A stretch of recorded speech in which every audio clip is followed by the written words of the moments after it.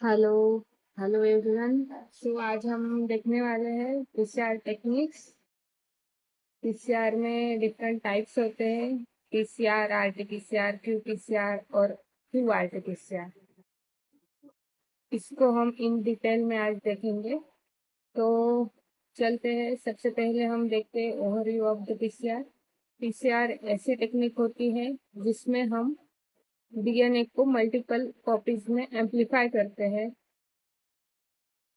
और genetic material detection के लिए बेसिकली ये यूज होता है।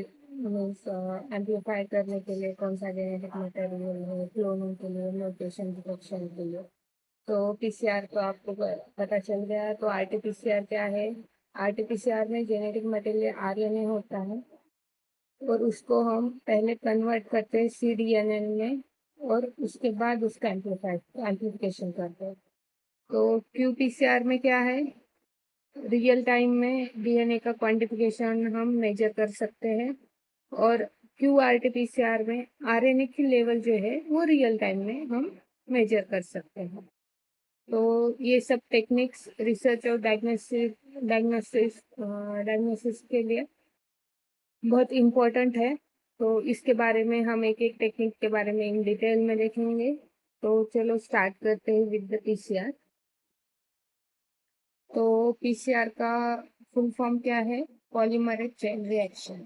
तो इसका प्रिंसिपल क्या है? इसमें बेसिकली 3 स्टेप्स बहुत इम्पोर्टेंट है। मतलब 3 स्टेप्स में ये प्रोसीजर होती है। It is repeated heating and cooling of the separation of DNA strand, bind to the primer and synthesise the new strand. तो पहले इसमें क्या है?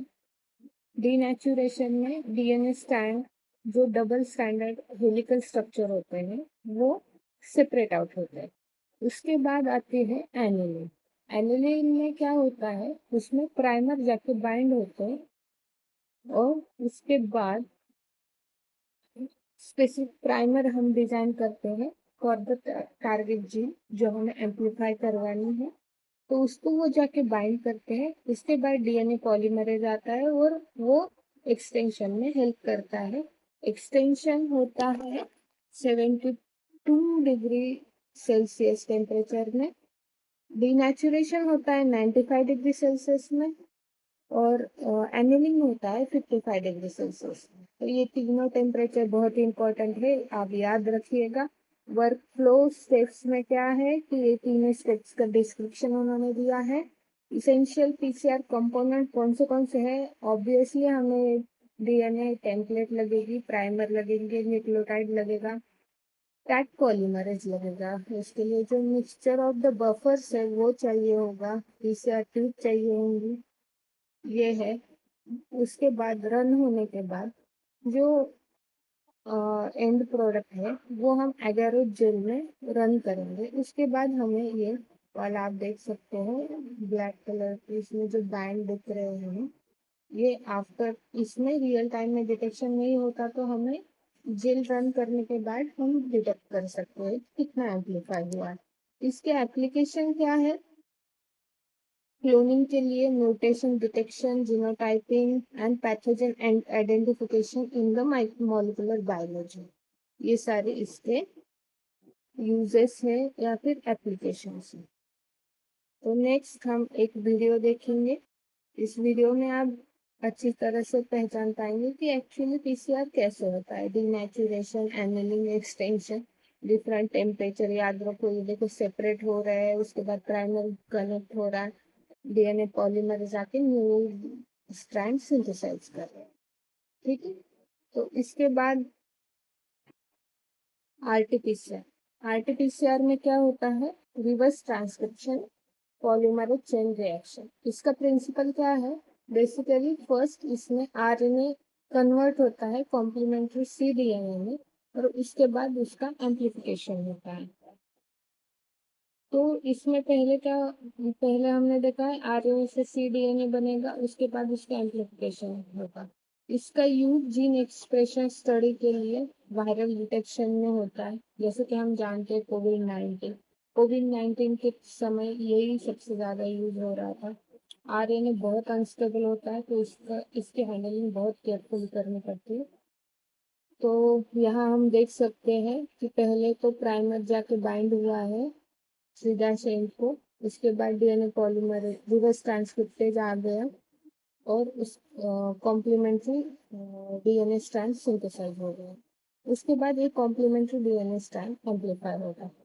इसका मेनली यूज क्या है? जीन एक्सप्रेशन स्टडी के लिए, डिसीज डायग्नोसिस के लिए ये मेनली यूज होता है। और इसके जो वर्क फ्लो है वो हम देखेंगे। पहले तो हमने पहले जैसे देखा कि आरएनए एक्सट्रैक्ट करेंगे, रिवर्स ट्रांसक्रिप्शन ट्रांसक्रिप्टेज की हेल्प से सीडीएनए बनाएंगे और उसका फिर एम्प्लीफिकेशन करेंगे। इसमें हैंडलिंग बहुत इम्पोर्टेंट है। तो ये है आरटी पीसीआर। उसके बाद आते हैं क्यूपीसीआर। क्यूपीसीआर यानी कि क्वांटिटेटिव पीसीआर। ये एक एडवांस टेक्निक है मॉलिक्यूलर बायोलॉजी में, जिसमें हम रियल टाइम में डीएनए एम्प्लीफिकेशन देख सकते हैं। जो फ्लोरोसेंस सिग्नल्स होते हैं उसका यूज से हम ये जान पाते हैं कि कितनी अमाउंट ऑफ डीएनए क्वांटिफाई होता है, एम्पलीफाई हुआ है। ओके, तो इसका प्रिंसिपल में पहले तो हम देखेंगे qPCR measure the DNA amplification in real time using the fluorescence dye और the sequence specific probe emitting the proportional fluorescence. तो डाइज भी यूज होते हैं और सीक्वेंस प्रोब भी यूज होते हैं। तो फ्लोरेसेंस लेवल किससे monitor are monitored to determine the initial quantity by analyzing the amplification curve and the threshold cycle. इसके एप्लीकेशन क्या है? पैथोजन डिटेक्शन के लिए, analysing the genetic variation, quantifying the gene expression with the high sensitivity and precision. इसके बाद आते हैं comparison to conventional PCR. Conventional PCR के कंपैरिजन में क्यों पीसीआर क्यों अच्छा है? ये प्रोवाइड क्या करता है हमें? Dynamic result, amplification data and accurate quantification and इधर मिनिमल कंटेमिनेशन चांसेस होते हैं।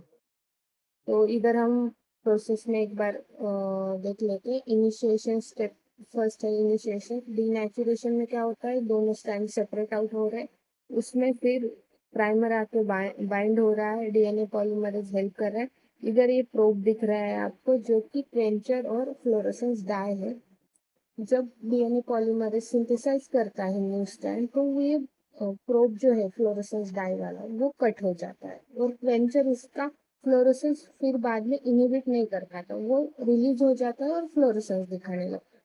तो इसकी फ्लोरोसेंस की क्वांटिटी के बेसिस पे हम एनालाइज करते हैं कितना एम्प्लीफिकेशन हुआ है। तो इसके बाद हम आते हैं क्यूआरटी-पीसीआर। क्यूआरटी-पीसीआर में क्या है? इसमें वही है, सेम स्टोरी। आरएनए से सीडीएनए बनाएंगे और उसका रियल टाइम में क्वांटिफिकेशन करेंगे। डिफरेंस क्या है? इसमें भी हम रियल टाइम में क्वांटिफिकेशन करेंगे। तो इसमें भी दो मेथड्स है, dye base and probe base. Dye base में क्या होता है? जो डाई होता है वो डबल स्टैंडर्ड डीएनए को ही बस बाइंड होता है। जब एम्प्लीफिकेशन होगा तो डाई की बाइंडिंग ज्यादा होगी, फ्लोरोसेंस के सिग्नल ज्यादा होंगे, तो हमें पता चलेगा कि more amount of DNA synthesise हुआ है। उसके बाद आते हैं प्रोब बेस। जैसे प्रीवियसली मैंने मेंशन किया था, क्वेंचर और फ्लोरोसेंस डाई एक साथ होने की वजह से क्वेंचर फ्लोरोसेंस नहीं करने देता। उसके बाद जब स्ट्रैंड सिंथेसाइज होता है और प्रोब जो है क्वेंचर से अलग हो जाता है, तब वो फ्लोरोसेंस दिखाने लगता है। वो फ्लोरोसेंस इंक्रीज हुआ, उसके बेसिस पे हम कह सकते हैं कि सिंथेसिस ज्यादा हो रहा है। ये है क्यूआरटी-पीसीआर। ये भी वायरल लोड या जीन एक्सप्रेशन स्टडी के लिए यूज होता है। उसके बाद आते हैं हम कॉमन चैलेंजेस क्या है पीसीआर में। Contamination, primer dimer formation, accuracy, reproducibility, ये सारे चैलेंजेस हैं। बेस्ट प्रैक्टिसेस क्या है उसके लिए? हम क्या कर सकते हैं? हाई क्वालिटी रिएजेंट यूज कर सकते हैं। Design the specific primer to the with respect to target gene. Positive control negative control रख सकते हैं। इंस्ट्रूमेंट का कैलिब्रेशन टाइम टू टाइम करना चाहिए, तो उसकी वजह से हमारे रिजल्ट मोर एक्यूरेट और कुछ एरर कम आ सकते हैं उसकी वजह से। अगर तुम सारा सही कर रहे हो और मशीन ही खराब है तो वो तो रिजल्ट तो तुम्हारे ऑब्वियसली गलत आ जाएंगे। आरएनए इंटीग्रिटी मेंटेनेंस, आरएनए मैंने पहले ही मेंशन किया है, आरएनए बहुत अनस्टेबल होता है, इसका डिग्रेडेशन जल्दी हो जाता है, तो उसकी इंटीग्रिटी मेंटेन करना ये मेन चैलेंज है हमारे। तो इसके बाद हम देखेंगे comparison between PCR, RTPCR, qPCR and qRTPCR. तो पीसीआर में टारगेट क्या होता है, डीएनए होता है, इसका रियल टाइम में क्वांटिफिकेशन नहीं हो पाता। आरटीपीसीआर में टारगेट क्या है, आरएनए टू कन्वर्ट होता है सीडीएनए, इसका भी क्वांटिफिकेशन नहीं हो पाता। आरटीपीसीआर हम मोस्टली यूज करते हैं जीन एक्सप्रेशन स्टडी के लिए, और RNA as a viral genetic material होगा वायरसेस में, तब हम आरटीपीसीआर यूज करेंगे। और पीसीआर हम क्लोनिंग म्यूटेशन डिटेक्शन के लिए यूज करेंगे। उसके बाद आते हैं क्यूपीसीआर में। क्यूपीसीआर में टारगेट क्या है, डीएनए है, इसका क्वांटिफिकेशन हम रियल टाइम में करते हैं, डीएनए क्वांटिफिकेशन एंड डायग्नोसिस इसका एप्लीकेशन है। उसके बाद आते हैं क्यूआरटीपीसीआर। क्यूआरटीपीसीआर में आरएनए कन्वर्ट टू सीडीएनए, और इसका भी रियल टाइम में क्वांटिफिकेशन हम कर पाते हैं, gene expression quantification and viral load detection और मेजरमेंट में हम क्यूआरटीपीसीआर यूज करते हैं। इसके बाद हम आते हैं प्राइमर डायमर। प्राइमर डायमर एक कॉमन प्रॉब्लम है जो कि पीसीआर रिएक्शन में होता है। इसमें क्या होता है, जो डीएनए टेम्पलेट है, प्राइमर है, वो डीएनए टेम्पलेट से बाइंड होने के जगह पे अपने आप में ही जाके बाइंड हो जाते हैं, और उसके बाद वो प्रोडक्ट नहीं कर पाते एम्पलीफायर। प्राइमर बाइंड होते हैं, प्राइमर को उसके लिए रॉन्ग प्रोडक्ट आ जाता है, तो प्राइमर बाइंड होना चाहिए डीएनए स्ट्रैंड को, तो करेक्ट एम्पलीफिकेशन हो जाता है। जब प्राइमर एक सीक्वेंस दूसरे सीक्वेंस का कॉम्प्लीमेंट्री होता है, तब वो एक दूसरे के साथ जाके बाइंड हो जाते हैं। तो ये बेसिकली बहुत ज़्यादा प्रॉब्लमेटिक, मतलब प्राइमर डायमर अगर फॉर्म हो तो हमारा रिजल्ट फॉल्स एम्पलीफिकेशन प्रोडक्ट बन जाता है, डीएनए एम्पलीफाई नहीं हो पाता है, या रिजल्ट में जो सिग्नल्स आते हैं वो गलत आ जाते आते हैं। ये कॉमन प्रॉब्लम्स है। इसके बाद हम और देखेंगे। Thank you. और आपको अगर पीसीआर के रिलेटेड कुछ भी प्रॉब्लम है, कुछ समझ में नहीं आ रहा है, कोई कॉन्सेप्ट है, या फिर किसी के ऊपर आपको वीडियो चाहिए, तो आप जरूर कमेंट में लिखे, तो मैं जरूर वीडियो बना के डालूंगी। और इसके रिलेटेड ऐसी और इंफॉर्मेशन के लिए आप मेरे चैनल को सब्सक्राइब कीजिएगा। Thank you for watching.